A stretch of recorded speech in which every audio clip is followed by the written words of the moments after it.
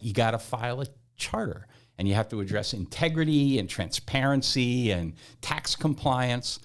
Guess who got charter number 1 in the United States of America? The Frederick County Chamber of Commerce. Really? We are charter number 1, right? That's So awesome. we've been functioning for 116 years. But how it started was a couple bankers got together and realized that small businessmen were having trouble with regulatory burden.